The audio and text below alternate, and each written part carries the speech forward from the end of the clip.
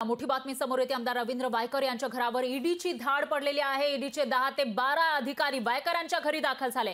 सकाळी 8:30 वाजता ईडीचं पथक घरी पोहोचलं होतं अशी माहिती आहे। तर जोगेश्वरी इथल्या भूखंड घोटाळा प्रकरणी ईडीची धाड पडल्याची माहिती समोर येते। आताची सगळ्यात मोठी आणि महत्त्वाची अपडेट म्हणावी लागेल, आमदार रवींद्र वायकर यांच्या घरावर ईडीची धाड पडलेली आहे। तर आज सकाळी 8:30 वाजताच ईडीचं पथक त्यांच्या घरी पोहोचलेलं होतं आणि ईडीचे 10 ते 12 अधिकारी वायकरांच्या घरी पोहोचलेले आहेत। झाडाझडती सुरू आहे। जोगेश्वरी इथल्या भूखंड घोटाळा प्रकरणी ईडीची कारवाई सुरू आहे। ईडीची धाड पडल्याची माहिती समोर येते। त्यामुळे आता ईडीच्या हाती नेमकं काय लागतं ते पाहावं लागणार आहे आणि पुढे नेमकं काय काय होणार ते पाहावं लागेल। आताची सगळ्यात मोठी आणि महत्त्वाची अपडेट, रवींद्र वायकर यांच्या अडचणी वाढताना दिसतायत, कारण त्यांच्या घरावर ईडीची धाड पडलेली आहे। आज सकाळी ईडीचे 10 ते 12 अधिकारी वायकरांच्या घरी पोहोचले आणि झाडाझडती त्यांनी सुरू केलेली आहे। तर ईडीचं पथक त्यांच्या घरी पोहोचले आणि जोगेश्वरी इथल्या भूखंड घोटाळा प्रकरणी ईडीची ही धाड पडल्याची माहिती समोर येते। त्यामुळे आता पुढे नेमकं काय होणार ते पाहावं लागेल।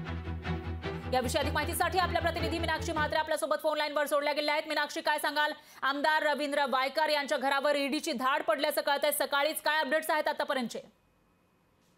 फरा, आपण पाहतोय की ठाकरेंच्या शिवसेनेचे आमदार रवींद्र वायकर यांच्या घरावर ईडीची धाड आज सकाळी 8:30च्या सुमारास पडली। आपण पाहतोय की एक पथक जे आहे रवींद्र वायकर यांच्या घरी पोहोचलेलं आहे। जोगेश्वरी भूखंड घोटाळा प्रकरणी ही कारवाई केली जात असल्याचं सांगितलं जात आहे। याआधीही आपण पाहिलं होतं की नोव्हेंबर महिन्यामध्ये असो की ईडीकडून या प्रकरणी चौकशी जी आहे किंवा मग छापेमारी आहे ती देखील करण्यात आली होती। त्या पद्धतीत आपण पाहतोय की दिल्लीच्या ज्या पद्धतीत अरविंद केजरीवाल जे मुख्यमंत्री आहे यांच्या मंत्रिमंडळामधल्या मंत्र्यांच्या घरावरती छापेमारी करण्यात आली होती, त्याच वेळी आपण पाहिलं तर राजस्थान मधले जे अधिकारी आहेत त्यांनी देखील त्यांच्या घरावरती धाड टाकली होती।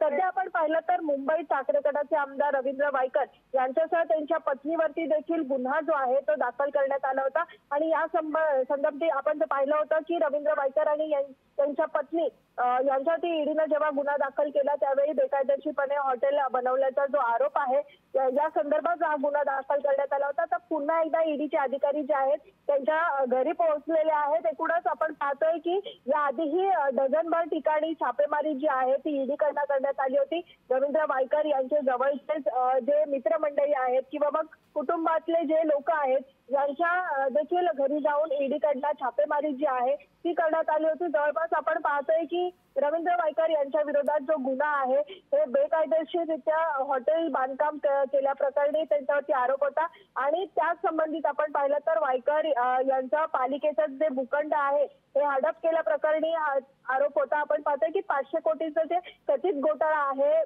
या प्रकरणी ह्या संबंधित जी चौकशी आहे ती देखील केली जात होती। संपूर्ण प्रकरण जर आपण पाहिलं तर जोगेश्वरी भूखंड प्रकरण जे आहे ते गेल्या अनेक महिन्यांपासून आपण पाहतोय। मीनाक्षी, मी तुम्हाला थोडंसं थांबवते कारण ठाकरे गटाचे नेते वैभव नाईक हे आपल्यासोबत जोडले गेले आहेत।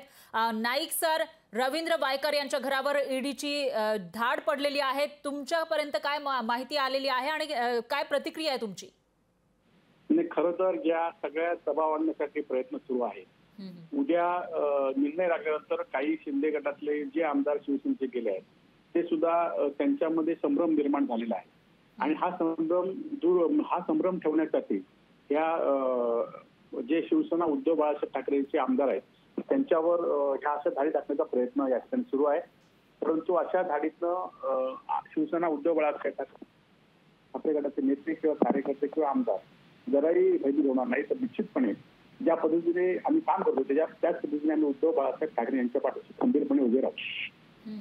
नाही सर, पण सत्ताधाऱ्यांकडून वारंवार सांगितलं जात आहे की जर काही केलं नसेल तर काही होणार नाही, भीती बाळगण्याची काही कारण नाही जर तुम्ही चुकलेला नसाल तर, असंही वारंवार त्यांच्याकडून म्हटलं जात आहे।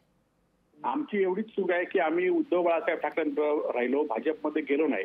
जे भाजप बरोबर गेले आपल्याला पाहिजे की हसन मुश्रीफ असून देत, भावना गवळी असून देत, प्रताप सरनाईक असून देत, यांच्यावर सुद्धा ईडीच्या धाडी पडल्या होत्या, परंतु त्या तिकडे गेल्यावर ते धाडी थांबल्या आहेत आणि त्यामुळे फक्त हे धाड सत्र दबाव आणण्यासाठी हे मागच्या अनेक घटनांवर दिसून आलेलं आहे आणि तेच या घटनेत सुद्धा तेच दिसतंय।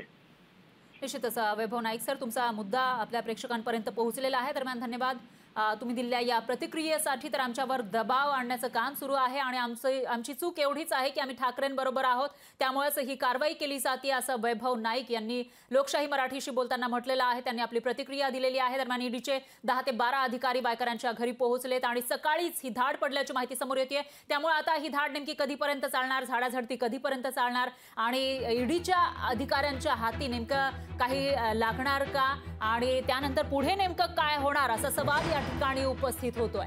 तर ठाकरे गटाचे आमदार रवींद्र वायकर यांच्या घरावर ईडीची धाड पडलेली आहे आणि ईडीचे 10 ते 12 अधिकारी आज सकाळी 8:30च्या सुमारास त्यांच्या घरी पोहोचले. तेव्हापासून झाडाझडती सुरू असल्याची माहिती सुद्धा समोर येते.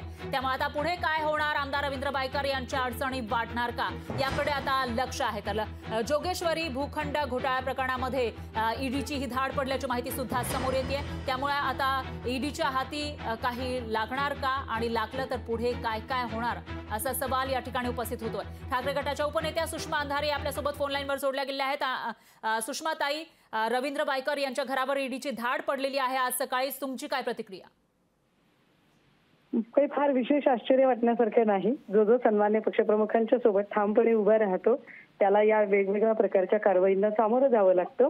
ही पोचपावती आहे सन्मान्य वायकर साहेबांच्यासाठी की ते अत्यंत निष्ठेने थांबलेले आहेत. कदाचित वायकर साहेबांनी जर आता या क्षणाला गिव्हअप करायचं ठरवलं आणि येतो मी तुमच्यासोबत असं म्हणाले तर जे 12 अधिकारी आता त्यांच्या घरी आहेत कदाचित तेच त्यांच्याकडे चहा घेऊन आमच्याकडेही चहाला या असं निमंत्रण देऊन निघूनही जातील. त्यामुळे त्याच्याकडे मी फार राजकीय सूड भावने पोटी केलेली कारवाई याच्या पलीकडे फार बघत नाही. निश्चितच सुषमाताई, तुमचा मुद्दा लक्षात आला आहे. दरम्यान धन्यवाद तुम्ही दिलेल्या या प्रतिक्रियेसाठी. लोकशाही मराठी ऐका, पहा, जागरूक रहा.